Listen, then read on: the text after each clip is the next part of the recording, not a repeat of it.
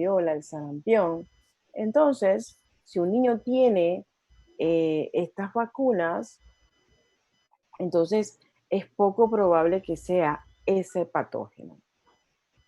El antecedente de viajes recientes también es importante porque, como yo les dije, si alguien viene a Panamá y regresa a su lugar de origen y se brota, pensar en sarampión sería lo último que yo haría, porque él venía con la historia de un lugar como Panamá, donde hace 25 años que no hay un caso de sarampión. Entonces, esa historia no es. Pero si una persona viene de un lugar donde ha ocurrido esa enfermedad o donde esa enfermedad todavía es prevalente, entonces esa patología entra dentro del diagnóstico diferencial. Si lo ponemos un poquito en contexto a la actualidad nuestra, ¿qué es lo que estamos haciendo con los probables sospechosos para coronavirus? O sea, ustedes le preguntan si han viajado recientemente. ¿Por qué? Porque si vienen de un país o una región donde hay mucho coronavirus, entonces pues entra dentro del factor o nexo epidemiológico importante. La exposición a insectos, plantas o fármacos es importante porque, como yo les dije, una de las características de las enfermedades exantemáticas es el rash, o sea, el exantema. Pero también sabemos que si, por ejemplo, ingerimos algún medicamento, podemos hacer una reacción alérgica a algún medicamento. Entonces, en la historia también hay que preguntar exposición reciente a esto. Personas enfermas, igual, o sea, han tenido, por ejemplo, varicela. Es que en la escuela hubo un brote, doctora. Han habido, las mamás en el chat han puesto que ya van 3 niños con varicela y mire que está con fiebre, etcétera. Entonces, esa historia de contacto es bien importante. Y para mí una de las más importantes, si ustedes me preguntan, es la última, la que habla del sitio inicial de la aparición del exantema, sus características, cómo son las lesiones, cómo van progresando. ¿Por qué? Porque es precisamente, y lo vamos a ver en cada una de las enfermedades, que cómo aparece, qué aparece primero, qué aparece después, luego qué ocurre. Esa secuencia de eventos es la que te va a orientar a una X o Y patología exantemática. Entonces, por ejemplo, en el exantema súbito, que lo vamos a ver dentro de un ratito, la historia característica es que el niño tiene fiebre, fiebre alta, alta, alta por 5 días, sin casi nada de otros síntomas, solamente la fiebre alta. El niño se le quita la fiebre y aparece el exantema. Y ninguna otra enfermedad exantemática es así. Entonces, si uno hace una buena historia de la cronología de los signos y síntomas del paciente, entonces uno puede llegar a más o menos un diagnóstico. ¿Cómo ocurren las enfermedades? ¿Cuáles son la fisiopatología de las diferentes enfermedades exantemáticas? Se han descrito 3 mecanismos. Uno es la diseminación hematógena con la siembra a distancia en la piel. Por ejemplo, les voy a dar un ejemplo, el de la varicela. Cuando ustedes tienen contacto con una persona con varicela y ustedes son susceptibles, o sea, nunca le ha dado o no se han vacunado, ¿qué es lo que va a ocurrir? Ustedes se contagian, tuvieron contacto con esa persona y después a la semana ocurre la primera viremia del virus de la varicela y esa es asintomática, no nos damos cuenta. Pero a la semana o 2 semanas después de esa primera viremia, entonces el virus va y se deposita en la piel y por eso el niño empieza a brotarse. Porque si ustedes aspiran el líquido de las vesículas de una varicela, ahí ustedes van a encontrar el virus de la varicela. Y eso explicaría el primer mecanismo patológico. El segundo, eso es básicamente el que tiene que ver con las bacterias que producen exantema, que son el estreptococo y el estafilococo, que es básicamente la lesión en la piel es secundaria a las toxinas que producen estos 2 microorganismos. Y finalmente, la última de los mecanismos, que es el menos menos conocido es aquel que propone que tras la infección por el germen, ya sea virus o bacteria, la persona desarrolla una respuesta inmunológica y va a producir las lesiones en la piel. Por ejemplo, en la enfermedad de Kawasaki, uno tiene, no se sabe la causa, pero se habla que es algo inmunológico y que después el paciente hace una vasculitis y es cuando vemos las lesiones en el Kawasaki. La otra cosa que es importante cuando evaluamos una enfermedad exantemática es cuál es la lesión que estamos observando. Y ahí ustedes tienen que recordar un poquito de su dermatología. Ya usted dio un derma, ¿verdad? Sí.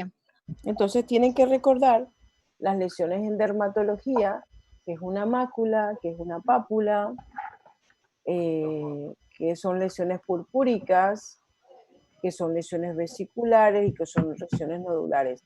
Porque vamos a ver que aunque todas parecen brotadas, se ven rojos, es importante palpar y ver la lesión para diferenciar si es una mácula o si es una pápula, y porque no todas son máculas y no todas son pápulas. Entonces, dependiendo del tipo de lesión, entonces también eso nos permite diferenciar una enfermedad exantémica de la otra.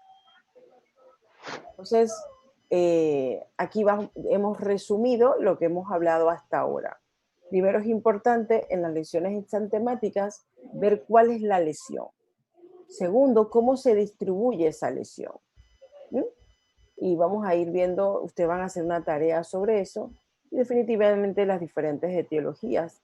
La mayoría son virales o bacterianas, pero recordar que algunas son inmunológicas o pueden ser por reacciones medicamentosas. Entonces, antes de empezar a hablar de cada una, recordar que hay algunos aspectos que nos deben ayudar para orientarnos. Uno es, además de lo que ya hemos visto, otros son la edad. Vamos a ver que algunas enfermedades exantemáticas tienen predilección por un grupo etario específico. Por ejemplo, el exantema súbito es casi exclusivo del menor de 3 años. Sin embargo, el eritema infeccioso es en escolares y adolescentes, o sea, no lo vemos en niños pequeños. Entonces, la edad también nos puede orientar hacia una patología o la otra. Lo segundo es el examen físico. ¿Cómo se ve el paciente?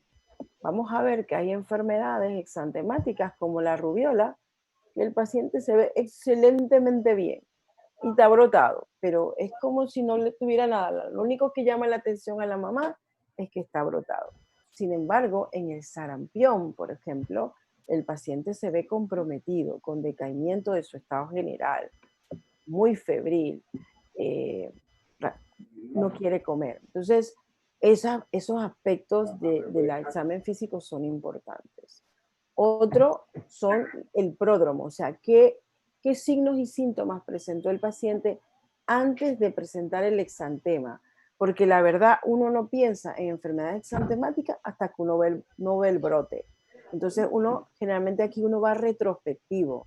Ok, el paciente llega brotado, entonces ustedes van a preguntar, bueno, mamá, ¿qué tuvo los días previos? ¿Desde cuándo está enfermo?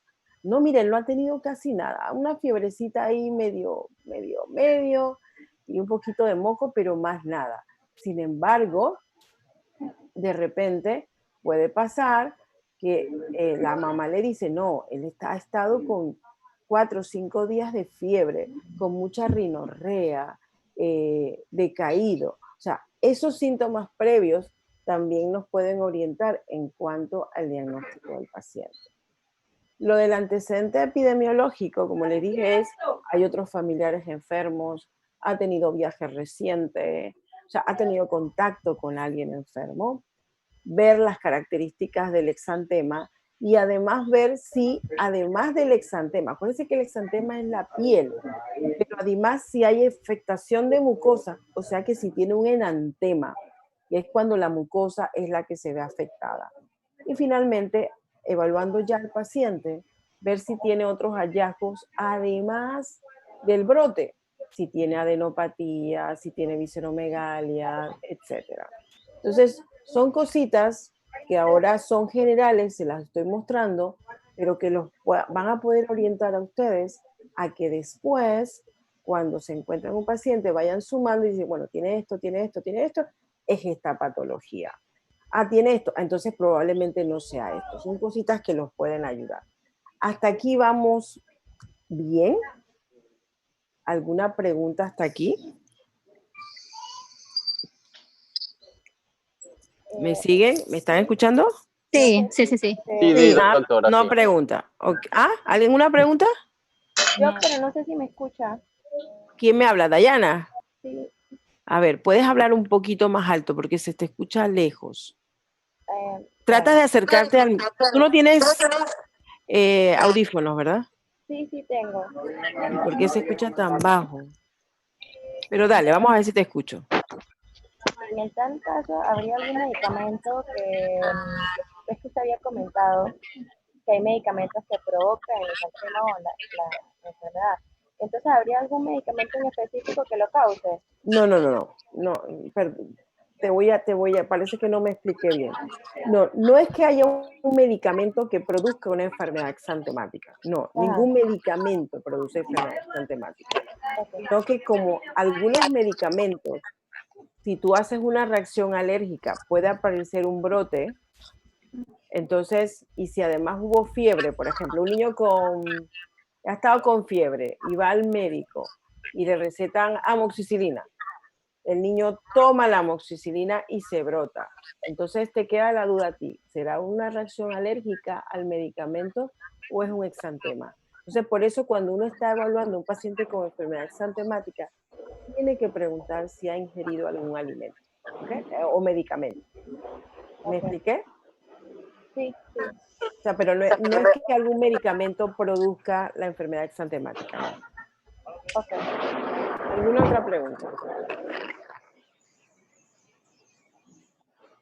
Ok, vamos a continuar entonces. Entonces vamos a ver que existen diferentes enfermedades exantemáticas y ahora vamos a ver las enfermedades que el exantema es un eritema, o sea que se ve rojo nada más. No son pápulas, no son pústulas, no son vesículas, es solamente el eritema. Entonces, dentro de las enfermedades que producen eritema, tenemos la fiebre escarlatina, el eritema infeccioso, la enfermedad de Kawasaki y el estafilococo. Vamos a empezar con la fiebre escarlatina. Ok, la fiebre escarlatina junto con el síndrome de piel escaldada y y la estafilococcemia son causadas por bacterias. En este caso, el agente causal de la fiebre escarlatina es el estreptococo piógene o el estreptococo beta hemolítico de grupo B, como lo quieran llamar. La baja incidencia que les pongo ahí en lactantes es bien sencilla y esto quiero que lo recuerden cuando hablemos de fiebre reumática, voy a volver a hablarles de esto, y es porque el estreptococo piógene, nosotros no tenemos receptores en la orofaringe para el estreptococo. Entonces, es muy difícil que nosotros hagamos una faringitis estreptocóxica, que usualmente es el punto de entrada del estreptococo en menores de 3 años, porque no es hasta después de los 2 que nosotros hacemos receptores para el estreptococo. Entonces, las faringitis bacterianas en niños menores de 2 años son rarísimas, porque nosotros no debemos tener receptores para el estreptococo. Esa es la razón por la cual la fiebre escarlatina la vamos a ver usualmente después de los 3 años. Sin embargo, la orofaringe no es el único puerto de entrada del estreptococo. Podemos ser secundarias también a lesiones en la piel que van a causar que por ahí entre el estreptococo. Entonces, usualmente sí es la orofaringe, pero también puede haber otro puerto de entrada. Entonces, ¿cómo se adquiere este estreptococo a través de las secreciones de una persona que sea portadora de la bacteria. Entonces, a través de sus secreciones, de sus vómites o la piel. Entonces, el principal factor de riesgo para el paciente desarrolle una fiebre escarlatina es el hacinamiento. ¿Ok? Porque si estamos hacinados, entonces ese contacto directo con las secreciones del paciente van a ser más, podrían ocurrir más frecuentemente. Y eso precisamente lo que estamos evitando ahora con el COVID. Entonces, el periodo de incubación de la fiebre escarlatina va de 1 a 7 días. O sea, el periodo de incubación es el periodo de tiempo entre que yo me expongo al germen y que yo desarrolle la enfermedad. ¿Ok? Ese es el tiempo de incubación. O sea, que entre 1 a 7 días puede ocurrir entre que yo empiece a tener síntomas. ¿Qué es lo característico en la fiebre escarlatina? Que el paciente tenga temperaturas elevadas, muy altas, mucho dolor de garganta. O sea, lo característico es el dolor de garganta, un poquito de cefalea y puede haber malestar en el estado general. Entonces, pasado este tiempo, el paciente empieza a presentar lesiones en la piel. O sea, el paciente presenta el exantema. Generalmente 2 a 3 días después que inicia el periodo febril. Entonces, ¿qué cosas podemos ver en el paciente con una fiebre escarlatina? Bien, vamos a ver ese exantema que usualmente puede iniciar en la cara y en el tronco, ¿ok? Es un exantema que si ustedes lo tocan, es muy rugoso, es como si fuera una lija, de esas que se usa para lijar madera, o la lima que ustedes usan para lijarse las uñas. Ustedes lo tocan y van a sentir la piel así de lijosa, rugosa. Por eso se habla del aspecto, la textura áspera de la piel en el niño con una fiebre escarlatina. Otra de las características que vamos a ver en estos pacientes es ahí en la foto de medio, lo que se llama el triángulo de Filatov. Y si ustedes ven, el paciente tiene prácticamente la cara roja, sin embargo, van a ver que el área entre la nariz y la boca no se ve ese eritema. O sea, esa parte está blanca si la comparan con el resto de la cara. Entonces, eso es lo que se llama el triángulo de Filatov. Es que en la parte nasogeniana, nariz y boca, no se ve el exantema, sin embargo, en el resto de la cara sí lo van a ver. La otra cosa que van a ver es a la mano derecha, van a ver aquí en la mano derecha, van a ver en las áreas de pliegue o las áreas de roce lo que se llama el signo de Pastia, que son pequeñas lesiones petequiales que producen un eritema un poquito más llamativo en las áreas de roce. Pasado unos 4 o 5 días después de esta erupción, el paciente, el exantema desaparece y va a haber como una descamación. La piel deja de estar roja y se coloca y se pone así como rugosa, como cuando ustedes van a la playa y se queman, ven que al inicio están rojos y después eso se pone un poquito chocolatito y se empiezan como a pelar. Entonces así mismo empieza a descamarse el pacientito, como si hubiese sido una quemadura de primero y segundo grado. Entonces, y esta descamación, al terminar, la piel del paciente queda totalmente limpia, como si no le hubiese pasado nada. Si ustedes, como el foco de entrada en la mayoría es la orofaringe, cuando ustedes observan, hacen una evaluación, pueden ver ver las amígdalas rojas eritematosas y pueden ver esos puntitos rojos en el paladar duro y blando, que es lo que se llama las manchas de Forchheimer, que eso es característico de la infección por fiebre escarlatina. Es una de las que dan estas lesiones. La otra cosa que ustedes pueden ver es la evolución de la afectación de las papilas gustativas. Inicialmente se va a ver una lengua blanca, las papilas están blancas, que es lo que, pero puntitos rojos, pero el resto de la lengua está blanca, ¿sí? El dorso de la lengua. Esto es lo que se llama la lengua fresa blanca. Se ve blanca, pero se ven los puntitos rojos de las papilas aumentadas y enrojecidas. Pasado estos 4 o 5 días, esta placa blanca se cae, desaparece y queda la famosa lengua aframbuesada, cuando ya se ven todas las papilas rojitas. El diagnóstico usualmente es clínico, ustedes lo sospechan por las lesiones en la piel y lo pueden confirmar recuperando el estreptococo, ya sea tomando un exudado faríngeo o haciéndole pruebas serológicas o de PCR específico para el estreptococo. Como esto es una bacteria, el tratamiento es como con penicilina benzatínica. En los contactos, porque es contagiosa, y en el pacientito, si se le da penicilina sódica por un periodo de 7 días. Se puede complicar con las complicaciones comunes del estreptococo, como son una otitis media aguda, un absceso periamigdalino, o podemos hacer patologías no inmediatas, como la fiebre reumática y la glomerulonefritis aguda o el síndrome nefrítico, que son complicaciones no supurativas después de una infección por un estreptococo.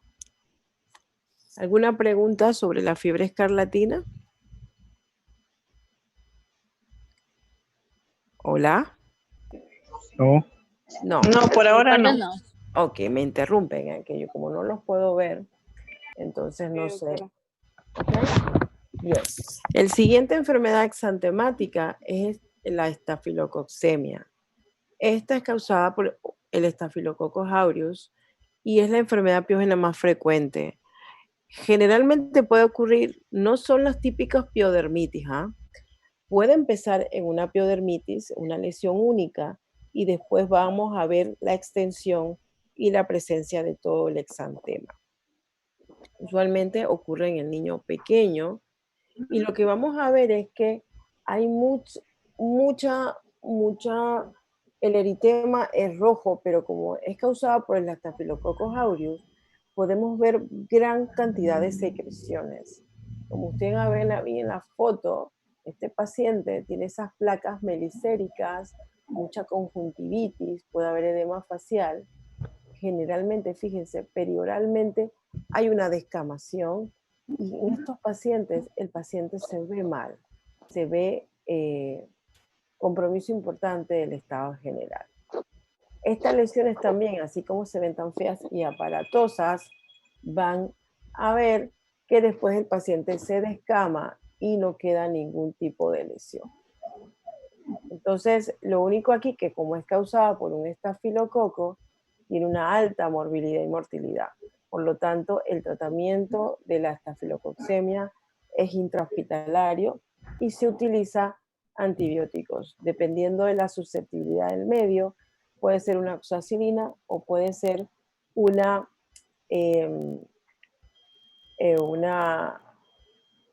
penicilina meticilino resistente, ¿ok? Bien. ¿Alguna pregunta aquí?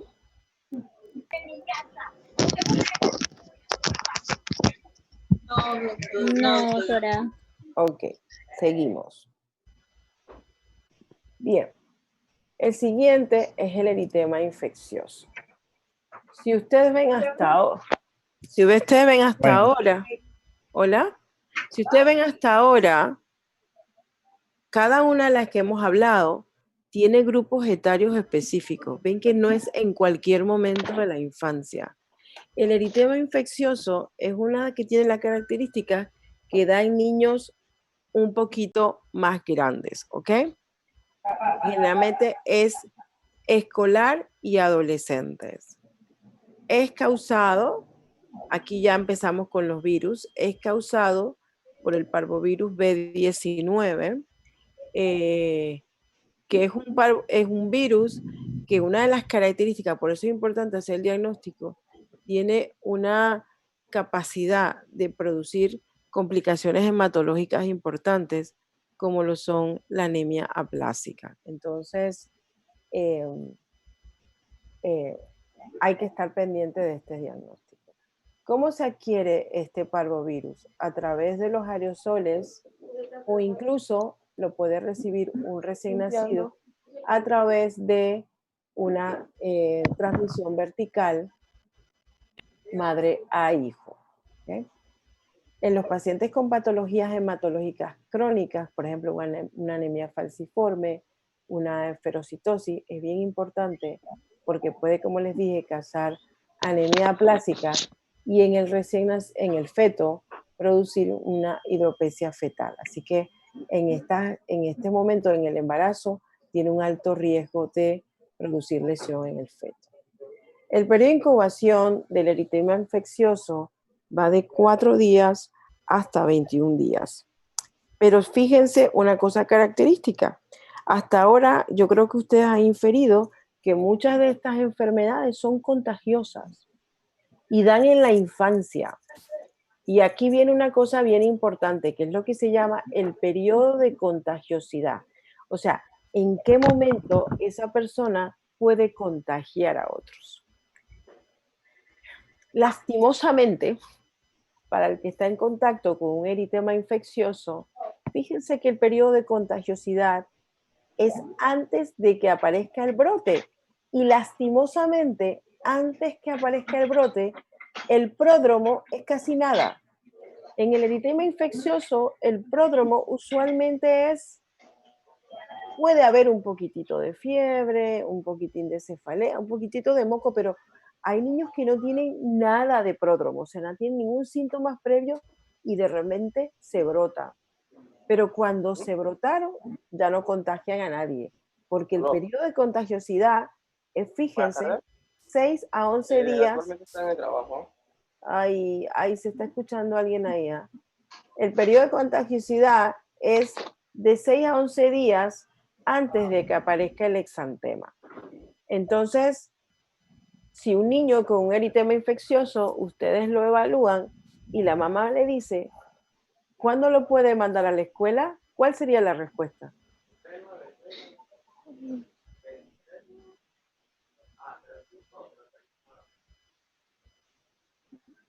¿Cuál sería la respuesta? Que mejor se quede en casa y que limite el contagio a sus demás compañeros. ¿Por qué?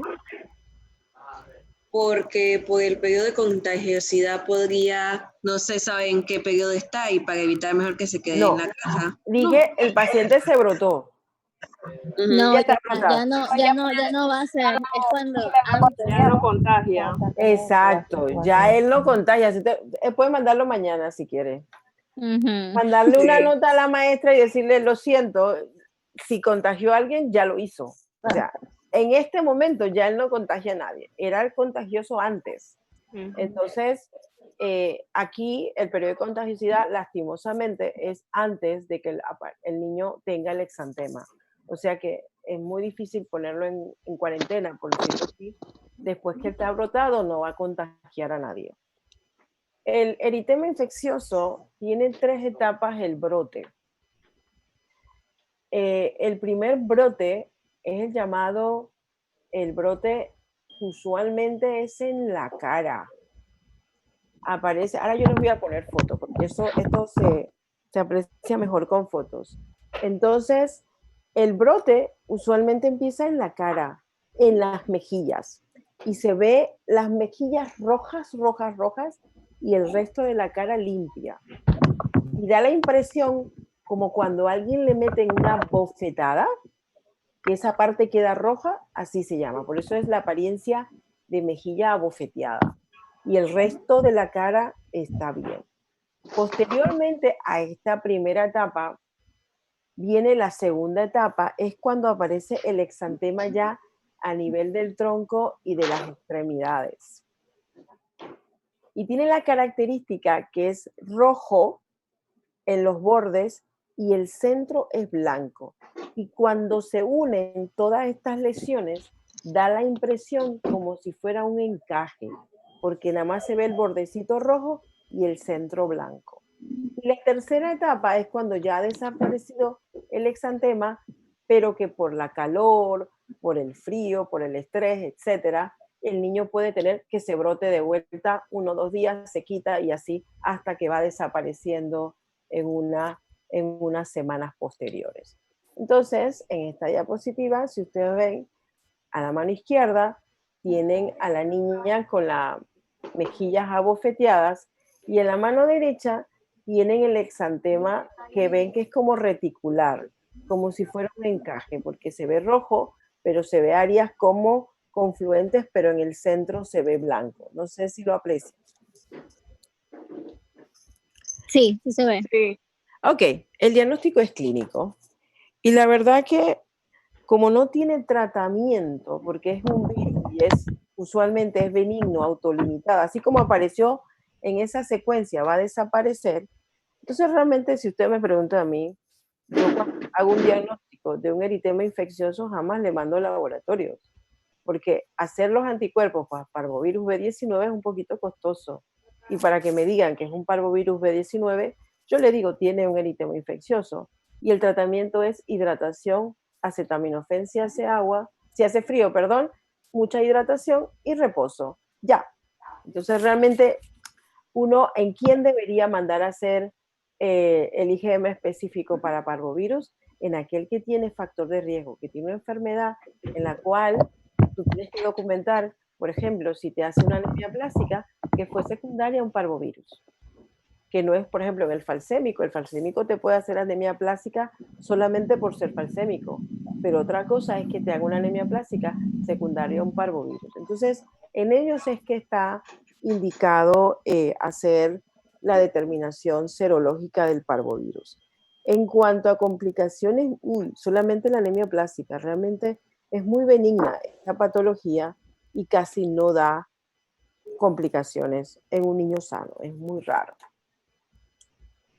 La otra enfermedad eritematosa exantemática es la enfermedad de Kawasaki. Histopatológicamente, la Kawasaki es una vasculitis sistémica, pero a diferencia de los atrás, realmente todavía no sabemos quién causa el Kawasaki. Se piensa en un mecanismo mediado por una infección, pero todavía no se ha podido aislar ningún solo germen, y que esa exposición del paciente a este agente infeccioso en un huésped genéticamente susceptible va a hacer que haga una activación anormal de su sistema inmunológico. Y esa reacción inmunológica anormal es la que va a causar finalmente la vasculitis que va a tener el paciente. Suele ocurrir en niños pequeños, en menores de 5 años, y sí, puede recurrir, aunque es muy baja la tasa de recurrencia. Entonces, como no tenemos agente etiológico, de repente el niño aparece, no tenemos periodo de incubación, no tenemos periodo de contagiosidad, no tenemos nada de eso en el Kawasaki. Entonces, el diagnóstico lo hacemos cuando el paciente presenta los síntomas. Entonces, el diagnóstico es clínico. Hablamos de un Kawasaki completo cuando el paciente tiene fiebre de por lo menos 5 días. Eso es el criterio número 1. Una fiebre de por lo menos, y usualmente las fiebres en el Kawasaki son altas, 39, 40 grados, y como en picos. Y que además de la fiebre tenga por lo menos 4 de los siguientes signos. 1, la conjuntivitis vulvar, tienen el ojo una inyección conjuntival importante bilateral, tienen una lengua aframbuesada, eso lo podemos ver, o las fisuras de los labios, tienen adenopatías grandecitas, generalmente occipitales, pero pueden estar en otra localización. Tienen el exantema, que su distribución es polimorfa, y que además, cuando ustedes revisan sus extremidades, van a ver edema o eritema en la palma o la planta de los pies, o ya pueden ver una descamación a nivel de la uñita o en el área de la punta de los deditos. Eso es el Kawasaki completo. El Kawasaki incompleto generalmente se ve más que todo en los niños más pequeños, 2 años, 3 años, que no hacen el cuadro florido. Y en ellos lo que vamos a ver es la fiebre, que es el criterio principal, pero nada más tiene 2 o 3 de los criterios que le manifesté hace un rato. Entonces, aquí ustedes ven a mano derecha ese paciente con esos ojos rojizos, los labios rojos, y si ven a las esquinas están un poquito fisurados, igual se ve abajo, fisura a nivel de la comisura labial, y se ve la lengua frambuesada. El Kawasaki puede tener afectación de las mucosas, y esa descamación que yo les decía, si no la ven en la punta de los dedos, las pueden ver en otras mucosas. Por ejemplo, a nivel de los varones, si ustedes le retiran el prepucio, pueden ver la descamación a nivel de la mucosa del glande o en el área perianal, igual en las niñas. ¿Okay? Luego tiene un periodo de convalecencia que es un poquito largo, que puede llegar hasta 2 meses, en la cual hay disminución de los restantes de fase aguda, como la velocidad de eritrosedimentación y la PCR, que empiezan a disminuir. Y la trombocitosis, porque una característica del Kawasaki es que cuando está en ese periodo subagudo, empiezan a presentar, después del 7º día, empiezan a presentar unos valores de plaquetas que pueden llegar a millones, de 900,000, 1,000,000, 1,200,000 plaquetas. O sea que hay una elevación importante en las plaquetas. Pero esta elevación de las plaquetas, estas lesiones, no son lo que más nos preocupan. Recuérdense que yo les comenté que el Kawasaki es una vasculitis.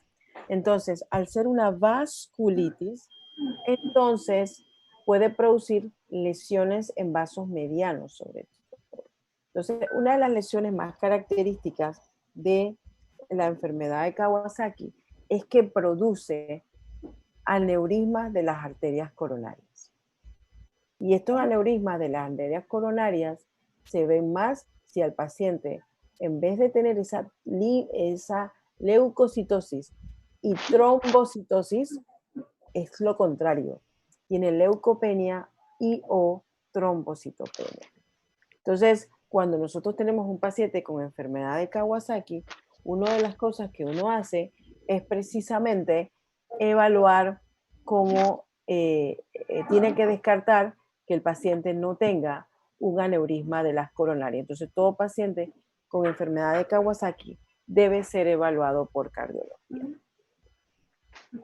No hay un agente etiológico, así que ustedes no pueden cultivar, no pueden hacer nada de eso, pero como les dije, en cuanto al laboratorio, usualmente tienen leucocitosis, neutrofilia, un poquito de anemia, trombocitosis, puede haber disminución de la albúmina, elevación de las transaminasas, todo restante de fase aguda, velocidad de eritrosedimentación aumentada y PCR elevada. Les comenté, a todos se le hace una ecocardiograma y para descartar las aneurismas. Ojo, sin embargo, si el paciente, cuando ustedes lo evalúan inicialmente, ustedes los mandan al cardiólogo y no tiene aneurisma en su primera evaluación, estos pacientes son citados al mes, 2 meses, 3 meses, porque a veces el aneurisma puede no verse inmediatamente que usted haga el diagnóstico, sino que puede aparecer tiempo después. ¿Ok? ¿Quiénes tienen mayor factor de riesgo? Yo les dije, eso que hacen trombocitopenia, leucopenia y aquellos en los cuales el tratamiento se hace muy tardío. A pesar de que no tiene agente causal, sí tiene tratamiento. Como se piensa y se maneja el modelo inmunológico en la enfermedad de Kawasaki, el tratamiento es usar inmunoglobulina. Entonces se habla que si la inmunoglobulina se coloca en los primeros 10 días de iniciado el cuadro, el riesgo de hacer un aneurisma baja. Pero si colocamos la inmunoglobulina después de los primeros 10 días, y incluso algunos artículos hablan de 7 días, el paciente tiene más riesgo de hacer aneurisma de las arterias coronarias. Entonces, lo que tratamos es evitar lesiones cardíacas permanentes, ya le dije, con la inmunoglobulina, y también se usa los salicilatos a dosis altas inicialmente, y cuando la velocidad de eritrosedimentación empieza a bajar, entonces se empieza a bajar las dosis de salicilatos. Aparte que si ustedes recuerdan, si tienen una trombocitosis tan marcada, puede haber un aumento de la agregabilidad plaquetaria y hacer trombos. Entonces también por eso se usa el salicilato. Y esto ha demostrado disminuir la frecuencia de aneurisma en un 3%. ¿Alguna pregunta hasta acá? Sí, doctora, ¿me escucha? Dígame, dime, Eduardo. Si uno ya diagnostica pues clínicamente el paciente, bueno, la velocidad de eritrosedimentación, hablando de ella, en la medida que uno le va dando el tratamiento, cada qué tiempo se monitorea por lo menos la velocidad. Bueno, esos pacientes usualmente se quedan en el hospital 2 o 3 días. Generalmente, cuando tú le colocas la primera dosis de inmunoglobulina, generalmente la fiebre tiende a caer, pero así, súbitamente. No en lisis, sino en crisis. Viene con picos, picos, picos y cae. Una vez cae la fiebre, generalmente el paciente a los 2 días se le da egreso. Y en una semana se cita con laboratorios y se va monitorizando la velocidad. Tú sabes muy bien que la velocidad no baja tan rápido, a diferencia de la PCR que usualmente sube rápido, pero también baja rápido cuando el proceso va resolviéndose. Correcto. Entonces, pero donde se ve que empieza a disminuir la velocidad, entonces la dosis de salicilato que se empieza a dosis altas inflamatorias de 75 miligramos por kilo, la bajamos a la dosis usual de 5 a 10 miligramos por kilo. Ok. ¿Ok? ¿Alguna otra pregunta? Doctora, una pregunta. Dime, Aileen. ¿Y si baja la fiebre y ya se le da egreso y vuelve y le da la fiebre, se tiene que hospitalizar otra vez? Usualmente no regresa la fiebre. Usualmente, ya te digo, cuando tú le das la inmuno, la fiebre cae. La mayoría de los niños con Kawasaki le das una sola dosis de inmunoglobulina y generalmente cae. Si con una dosis de inmunoglobulina el paciente la fiebre no cae, le puedes colocar hasta una segunda dosis. Y usualmente, la gran mayoría con una sola dosis, la verdad es que mejora. Y usualmente la fiebre no regresa. Si la fiebre regresa, habría que buscar otras causas de la fiebre. Pero usualmente no regresa. ¿Otra pregunta? Aparte de esos dos métodos de tratamiento, ¿no tienen otros opcionales o solo son esos dos? Y si no hay esos dos, ¿qué se haría? Solo son esos dos. No hay más. No hay más. El salicilato y la inmunoglobulina. Bien. Ahora vamos con el grupo de las enfermedades maculopapulares. Acuérdense que los anteriores eran los eritematosos, o sea, solamente eritema, se ve rojo, pero usted no palpa una elevación. Aquí vamos a ver aquellas que sí, son máculas, pero también son pápulas. Vamos a hablar de cada una de ellas. Primero el sarampión. El sarampión es un virus de la familia del Paramyxovirae, que afortunadamente para nosotros, nosotros somos el único reservorio, o sea que no tiene una zoonosis, no es una zoonosis, y tiene muchos efectos sobre lo que es la activación de complemento, la actividad hemolítica y la formación de hemaglutininas. Entonces, produce daños importantes. Pero vamos a ver una de las cosas más temibles contra el sarampión. Por eso es importante que ojalá mucha gente supiera todo el daño que produce el virus del sarampión, porque como les voy a poner en una diapositiva más adelante, el virus del sarampión se ha demostrado, sobre todo en los últimos años, que ya tenemos más capacidad de evaluar la respuesta inmunológica de los pacientes, es que se ha visto que produce una amnesia inmunitaria, o sea, que destruye tu sistema de memoria, o sea, hace que tú no te acuerdes, tu sistema inmune no se acuerde de las infecciones que has tenido antes. Entonces te vuelve más susceptible a las infecciones. Eso lo vamos a ver más adelante. Yo les comentaba que nosotros en Panamá vamos para casi 25 años de no tener casos de sarampión. Y probablemente es por la vacunación. Nosotros, la verdad que en eso, ustedes saben que yo siempre hablo lo malo, pero también hay que hablar lo bueno. Nosotros hemos hecho un esfuerzo muy grande para mantener coberturas de sarampión aumentadas. Y eso creo que lo vimos el semestre pasado, cuando yo les comentaba que lastimosamente algunos países han bajado un poquito la guardia, no están vacunando a sus niños, o el grupo antivacunas ha hecho que la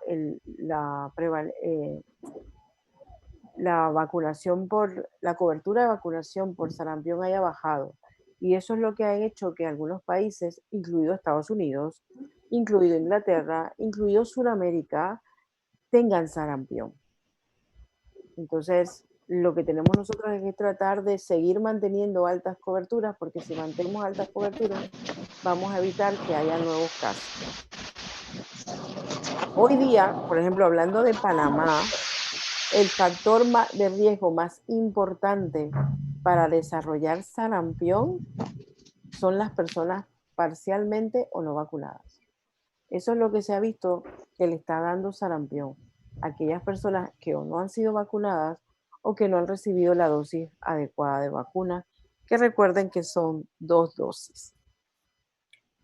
El periodo de incubación del sarampión es de 8 a 12 días, o sea, es el tiempo en el que el paciente se expone y aparecen los síntomas. Los primeros síntomas del sarampión son aparatosos. No es como vimos hace un rato con el eritema infeccioso, que el paciente prácticamente no tenía síntomas. En el sarampión sí. El sarampión en Panamá, antes de la proliferación de la vacunación, a todos en Panamá le ha dado, sus abuelos, sus tíos probablemente le ha dado sarampión, y a sus papás tal vez, porque el sarampión es el llamado, se le llamaba la alfombrilla. Entonces, si le preguntan a sus abuelos, a sus tíos, le van a decir que a la mayoría de ellos le dio. Entonces, una vez pasado estos primeros 8 a 12 días en que yo me expuse, empiezo a tener síntomas. Y los síntomas característicos es una fiebre altísima, alta, alta, alta, mucha congestión nasal, mucha conjuntivitis. Se ven ganglios retroauriculares y se pueden ver unas lesiones, que es la foto que está abajo, ahí al lado del primer premolar, que es lo que se llama, que es una mancha azulosa en la mucosa oral, que es lo que se llama la mancha de Koplik. Lo malo de la mancha de Koplik es que, como yo les decía hace un rato, uno no piensa en las enfermedades exantemáticas hasta que el paciente no se ha brotado. Entonces, en el sarampión, cuando el paciente se brota, que es que ustedes van a pensarlo, ya la mancha de Koplik ha desaparecido. Entonces, para poder ver la mancha de Koplik, usualmente ustedes la tienen que sospechar antes de que el niño se brote. Entonces, una vez pasado esto, el niño ¡brum!, se brota. Entonces, el exantema, aquí importante recalcar, ¿se acuerdan al principio? Yo le dije, es la distribución. Usualmente el exantema, como le dije, es maculopapular y empieza detrás del pabellón auricular y luego va a la cara, baja el tronco y luego llega a las extremidades. O sea, empieza atrás de las orejas y es cefalocaudal. Una cosa característica es que el paciente se está brotando y tiene fiebre. O sea, el paciente se brota y sigue marcando temperatura varios días después. El diagnóstico del sarampión es clínico, aunque ustedes pueden aislar el virus del sarampión o pueden hacer la determinación de la inmunoglobulina M específica para el sarampión. Pero, pues, el diagnóstico es básicamente clínico. En Panamá, obviamente, como tenemos 25 años de no tener sarampión, si hay algún paciente que sospechamos sarampión, hay que demostrarlo porque entonces, caramba, dejaríamos de estar en el selecto grupo sin sarampión. Pero en los lugares donde el sarampión todavía es prevalente, clínicamente se puede hacer el diagnóstico y no es necesario hacer la determinación del germen. Complicaciones pueden tener muchas, desde una otitis media, una laringotraqueitis, hasta una parencefalitis esclerosante subaguda, que es una lesión del sistema nervioso central que usualmente no ocurre inmediatamente con el sarampión. Ocurre semanas e incluso meses después de que el paciente le dio sarampión. Pero, ¿cuál es para mí la complicación más importante hoy día del sarampión? Es que se ha demostrado que borra la memoria del sistema inmunitario. Estos son unos estudios que yo les pongo. Se hizo un análisis en niños no vacunados antes y después de un brote que se dio de sarampión en Holanda, fíjese que uno de los países más industrializados, y reveló este estudio que el virus del sarampión borra la memoria de patógenos anteriores que ha tenido el individuo. Entonces, ¿qué quiere decir? Que elimina tus anticuerpos contra gérmenes que ya tú tuviste. Entonces, esta amnesia del sarampión te va a poner en riesgo de sufrir enfermedades que usualmente, si no se hubiese dañado tu sistema inmunológico, no te volverían a dar. Y estos son un montón de estudios que han salido precisamente sobre este tema. El tratamiento del sarampión es sintomático, porque es un virus y no tiene tratamiento. El último tratamiento es el uso de vitamina A como modulador del sistema inmunológico, como cicatrizante, pero el tratamiento es de sostén, hidratación, acetaminofén, etc. Es importante vacunar a todos los contactos que pudo tener este paciente porque es altamente contagioso. ¿Alguna pregunta? Bueno, no es una pregunta, es un comentario. En Alemania, basado en los estudios que te han mostrado, ellos han puesto como una multa a los padres irresponsables. Si no me equivoco, son de 2.000 euros. Ellos dicen que como los niños son bajo tutela del Estado, los padres no tienen derecho a decidir si se ponen la vacuna, es obligatorio. Se ha hecho eso como medida porque estaban teniendo bastante casos de sarampión. Y esa fue su medida para contrarrestar los antivacunas que yo había comentado. Ok. Bueno, en algunos lugares, yo creo que se lo comenté a ustedes el semestre pasado, se está tratando de evitar esto y se está haciendo incluso no dejando matricular a los niños a la escuela si no tienen sus vacunas completas y no se le permite entrar al sistema escolar. Y eso es lógico porque, caramba, no es justo poner en riesgo a niños sanos y con sus vacunas contra alguien que no está. Entonces, eso es lo que se ha hecho en algunos lugares en Europa. La otra enfermedad exantemática es la rubiola, que en realidad ocurre en niños pequeños y en pacientes sanos, pequeños sanos, inmunocomprometidos. Y realmente la rubiola per se, como ustedes van a ver, es bastante inocua, benigna, da muy pocos síntomas y no tiene muy pocas, hay mucho retumbe en el sonido, alguien por ahí. Su evolución es muy benigna, es muy buena, o sea, generalmente el paciente le va bien y tiene muy pocas complicaciones. Sin embargo, ustedes recordarán que aquí realmente con la rubiola, lo malo de la rubiola no es la rubiola, como vamos a ver, que es bastante benigna, sino que la rubiola le dé a una embarazada y sufra del síndrome de rubiola congénita. ¿Se acuerdan que vimos el semestre pasado? Entonces, para eso, pues tenemos que hacer el diagnóstico de rubiola y hacer el cerco epidemiológico para ver si alguna embarazada estuvo expuesta a ese niño. Generalmente la transmisión es con las secreciones, pero recuérdense que puede ser de transmisión vertical, o sea, de mamá a hijo. Las personas que están más en riesgo son aquellas que no están vacunadas o que tienen cierto grado de inmunodeficiencia, o los desnutridos severos por su grado de inmunodeficiencia secundario a la desnutrición. Tiene un periodo de incubación de 14 a 20 días, pero es contagioso 10 días antes y hasta una semana después que el paciente está brotado. O sea que este paciente sí no se va a la escuela. ¿Ven? Porque él después de brotado, que es cuando usualmente ustedes van a hacer el diagnóstico, él todavía por una semana es contagioso, a diferencia del anterior. Antes de la aparición del exantema, o sea, el periodo prodrómico, es bastante leve, si acaso algo de fiebre nada más o malestar general. Y después aparece el rash, que como les dije es maculopapular, su distribución es cefalocaudal, son lesiones confluentes que pican mucho y desaparecen primero abajo y luego hacia arriba, diferente a cómo aparecieron.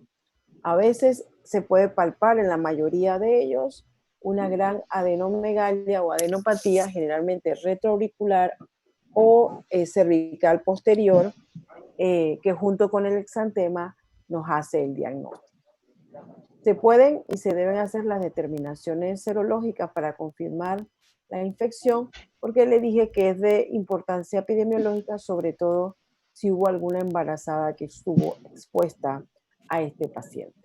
Este paciente debe ser aislado por una semana y debe recibir vacunación las personas que tuvieron contacto directo con ese paciente. Y la manera de prevenirlo igual es con la vacunación. Recordar que la vacuna de la rubiola está junto con la de la papera y del sarampión juntas en la MMR. La otra patología maculopapular es el exantema súbito, es causado por el herpes virus 6 y esta patología es casi exclusiva del menor de 3 años. Se transmite a través de las secreciones respiratorias y fíjense, este es otro que tarde cuando se brota, porque el periodo de contagiosidad es durante el periodo de fiebre y una semana antes de que empezara la fiebre. Así que cuando el niño ya está brotado, entonces ya no va a contagiar a nadie. ¿Y cuál es lo característico de esta patología? El paciente empieza... Silencio, alguien está hablando. En el micrófono de Eduardo, muteate, porfa. Ok. Bueno, está ahí. Ok, tiene fiebre muy alta, pero alta, es tan alta que fíjense, es una causa de convulsiones febriles en los niños pequeños. Hasta un 6 a 15% de estos pacientes con exantema súbito tienen convulsiones y a veces cuando se ha hecho PL hay cierto grado de meningitis aséptica en estos pacientes, o sea, meningitis secundaria al virus. El paciente tiene fiebre alta de 4 o 5 días y de repente la fiebre desaparece y el paciente se brota. Y eso es lo característico. El paciente cuando está brotado ya la fiebre ha desaparecido. La mamá le dice, estuvo 3, 4 días con fiebre y mire, se le quitó la fiebre y ahora se brotó. Y lo llamativo es que como la fiebre ya se fue, cuando usted lo ve brotado, el paciente se ve como si nada, se ve en buen estado general, sin ningún malestar, salvo el exantema está sano. Y como ya no contagia a nadie, entonces puede tener una vida normal este paciente. Es usualmente el exantema, es sobre todo en el tronco, en el cuello y aquí en los muslitos. ¿eh? Y así como llegó, se fue. Y generalmente no causa ningún tipo de complicación. Esta es una pacientita mía con un exantema súbito. Tenía 3, 4 años cuando le dimos. Y el diagnóstico es clínico. Y el tratamiento, pues cuando llega ya brotada, el tratamiento es nada, porque ni fiebre tiene. Y usualmente no pica. No es pruriginoso el exantema. Solamente es decirle a la mamá que se le va a quitar en los próximos días. Luego tenemos la mononucleosis infecciosa, que es una enfermedad causada por el virus de Epstein-Barr y que si bien es cierto, usualmente en la mononucleosis usted tiene fiebre, odinofagia y adenopatías, que es lo clásico, un grupo de pacientes con mononucleosis infecciosa se puede brotar. Y por eso la incluí dentro de las enfermedades exantemáticas. Puede ocurrir a cualquier edad, pero tiene 2 picos grandes, en el menor pequeño, en el menor de 5 años y el grupo mayor en adolescente o preescolar, o escolar. ¿Cómo se contagia? A través de contacto directo con los aerosoles del paciente infectado y sí se está estudiando algunos casos de transmisión vertical y o sexual en los adolescentes y adultos. El periodo de incubación son de 4 a 6 semanas. El prodromo a veces es casi nada más, tal vez un poquito de fiebrecita, pero tiene muy poco prodromo. Y súbitamente el paciente empieza con fiebre muy alta, algo de cefalea, el dolor de garganta y las linfadenopatías. Es lo que se llama, pues, esa triada de la mononucleosis. Entonces, el diagnóstico, los criterios de Hoagland, lo que te sirven son para ver, aquí, además de los síntomas clínicos, te incluye la linfocitosis atípica que tienen en el VH estos pacientes. Pero la gran mayoría con la fiebre, la linfadenopatía y la faringitis se hace el diagnóstico. Solamente un 3 a 15% de los pacientes hacen el rash, que es maculopapular y muy confluente y usualmente es en el tronco y en los brazos. Muy poco en la cara, muy poco en las piernas. Además, puede haber un poquito de hepatomegalia y hepatodinia, o sea, dolor a la palpación, alguito de ictericia, artralgias y tos. Y usualmente remite solo, sin ningún tipo de medicación, porque no requiere tratamiento. Se puede hacer diferentes pruebas para hacer el diagnóstico y la determinación del virus de Epstein-Barr o a través de la serología. Pero es autolimitada y lo único de complicación de los pacientes con mononucleosis es que hablan que después de la infección quedan con mucho cansancio, una debilidad que le puede tomar varias semanas. ¿Alguna otra pregunta? Bien, seguimos con las últimas de las enfermedades exantemáticas, que es aquellas donde no vamos a ver mácula o pápula, sino que vamos a ver vesículas. Y eso ya lo hace diferente a las otras. Y aquí vamos a ver de la varicela, el síndrome de piel escaldada y el síndrome de pie, mano, boca. El virus de la varicela es una de las enfermedades más contagiosas y puede ocurrir a cualquier edad, aunque usualmente antes de los 10 años la gran mayoría de los niños le ha dado varicela, pero se ha visto que en las edades extremas, el menor de 1 año y los adultos mayores, cuando le da varicela, le puede dar una varicela un poquito más agresiva.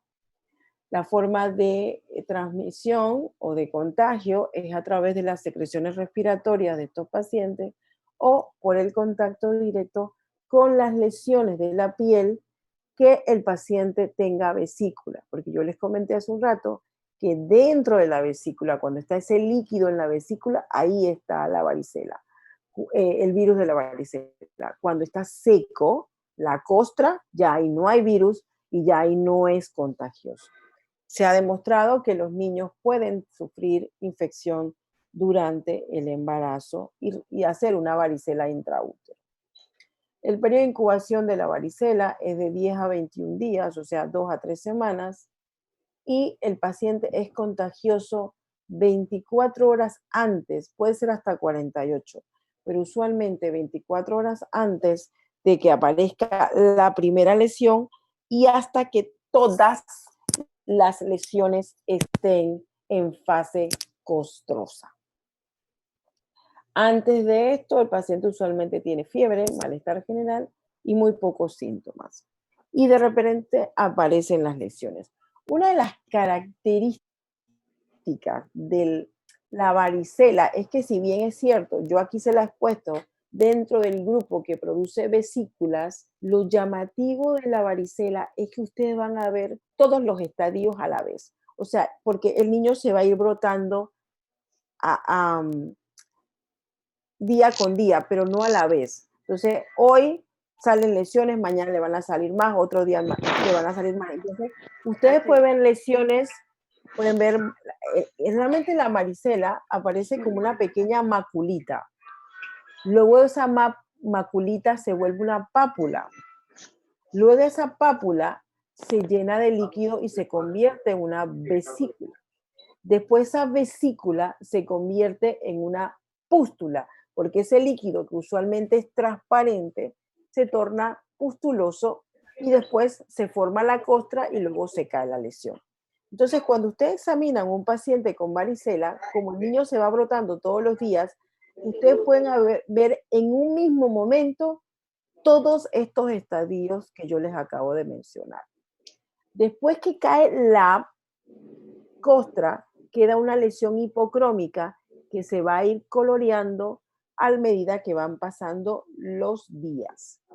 Lo importante es que si el paciente no se lastima, es una lesión muy superficial, si el paciente al momento que tiene la costra o la pústula, porque es muy pruriginosa, no se la rasca y no se lesiona la piel, no le debe dejar marcas. Y la piel se colorea y queda normal. La varicela empieza a salir primero en el cuero cabelludo, cara, y va bajando. La distribución es céfalo-caudal. El diagnóstico de la varicela es clínico y el tratamiento es sintomático. Si tiene fiebre, acetaminofén. Si le puca mucho, el caladril, un antihistamínico, una calamina. En los pacientes con riesgo, inmunosuprimidos, neonatos o con alguna patología, se le puede dar aciclovir. Es la única que tiene un tratamiento. Antibióticos solamente en aquellas, como da mucha picazón, el niño se rasca y se infectan las lesiones. Al infectarse las lesiones, va a venir el estafilococo y va a dar piodermitis. Entonces, en esos niños es que se da antibiótico. Y finalmente, en aquellos niños inmunosuprimidos o recién nacidos que pueden hacer una varicela fulminante, se puede utilizar, hay una inmunoglobulina específica para la varicela. Entonces se usa ese medicamento. Pero la mejor forma de evitarlo es mediante la vacunación. El siguiente enfermedad exantemática es el síndrome de pie, mano, boca. Y como lo dice su nombre, van a haber lesiones en el pie, en la mano y en la boca. Entonces, a nivel de la boca van a haber esas lesiones como unas ulceritas, y a nivel de la piel van a ver lesiones vesiculares. Puede aparecer en cualquier momento, puede ser causada, como ven ustedes ahí, por diferentes agentes causales, pero el más frecuente es el Coxsackie.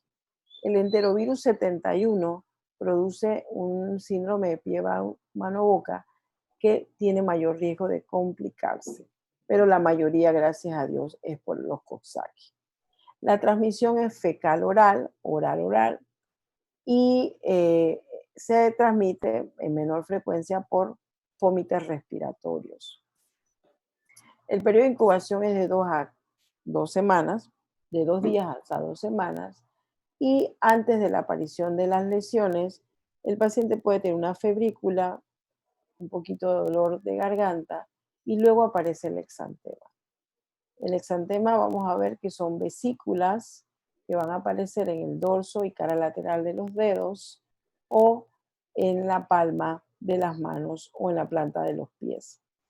Puede dar picazón, así que el niño se puede rascar y desaparece en 5 a 10 días. Junto con estas lesiones en la piel, el niño va a presentar lesiones vesiculares ulcerativas que duelen mucho en la boca, y esto puede hacer que el niño no quiera ingerir alimentos o líquidos, y es una de las complicaciones que tiene esta patología, que el niño se puede deshidratar un poquito. Aquí les muestro esas lesiones, ven, son en la manito y en los pies, y las áreas de ulceración a nivel de la boca.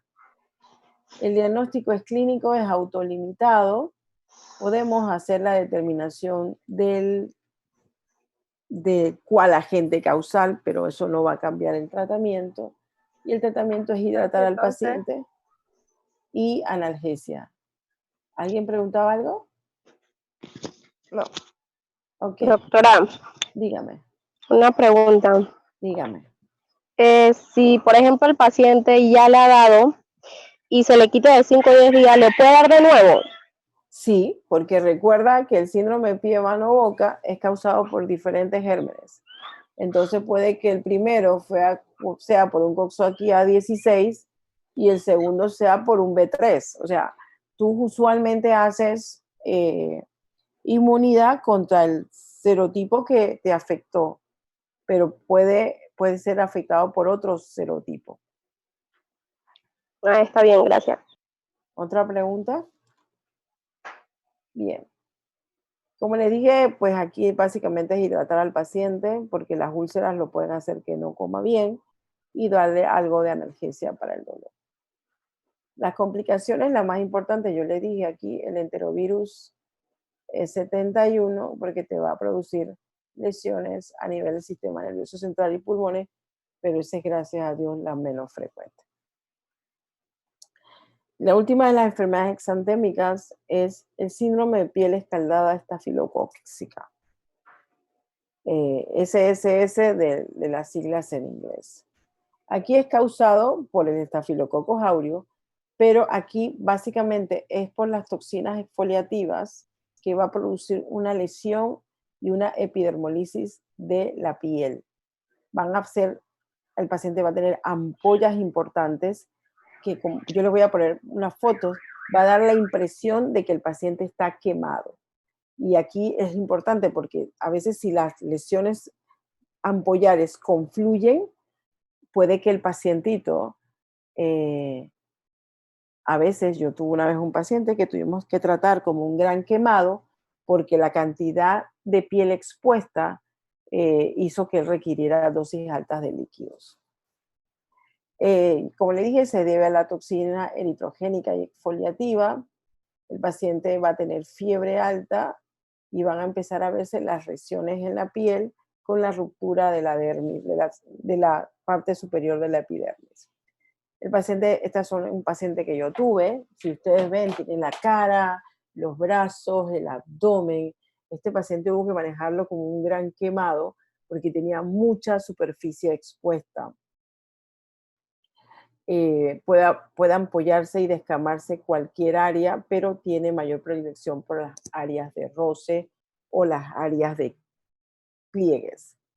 Resuelve, obviamente, con el tratamiento asintomático. Este es el signo de Nikolsky, si ustedes se acuerdan, en las áreas de pliegues, por el roce, se va a producir esta ampolla que se va a romper y va a exponer la piel. Y este es este mismo paciente, fíjense. Una vez lo hidratamos, se maneja, fíjense, aquí ya recuperación. El tratamiento, obviamente, como es un estafilococo, es con antibióticos y después de un par de meses la piel estaba totalmente recuperada y sin ninguna lesión residual. Todas deben tratarse con antibióticos, todas. Y por el alto riesgo de deshidratación y sepsis, debe ser tratada con tratamiento intrahospitalario.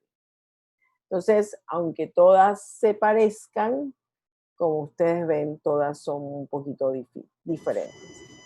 Yo les voy a mandar esto, que es un cuadro que ustedes van a hacer. Cada uno va, como ustedes son pocos, cada uno va a enviar su cuadro y ahí yo les voy a mandar, van a poner las enfermedades y van a tratar de hacer un cuadro de cuál es el agente causal. Y esto es para que los ayude al momento de estudiarlo para el examen, buscar cuáles son sus signos característicos, a ver cómo es la fiebre, si es baja, si es alta, cuándo aparece el exantema, si hay descamación, si hay prurito, para que así puedan diferenciar las unas de otras. Y estas son las listados que ustedes van a hacer, que es lo que acabamos de ver, y van a hacer su cuadro y me lo van a mandar en el Agora. Y también van a hacer una ¿cómo se llama? Van a hacerme un trabajo donde me van a buscar las definiciones de Como las un glosario. Ajá, para que puedan entender cuando estén llenando el cuadro y estén estudiando qué es una pápula, etc. ¿Quedó claro? Sí. Ok. Sí. Ok, Sí. ahorita vamos a tomarnos unos 10 minutos de repaso y luego retomamos la siguiente clase, ¿ok? Que es cortita, no se preocupen. O Listo, prefieren que doctora. sigamos. Listo. Ok, nos vemos en... Mi reloj dice que son las 4:19. O sea, a las 4:30 retomamos la clase, ¿les parece? Listo. Ok. Sí. Listo, Pero no doctora. se desconecten, no se desconecten. ¿Ok? Ok. Bueno. Doctora. Ok.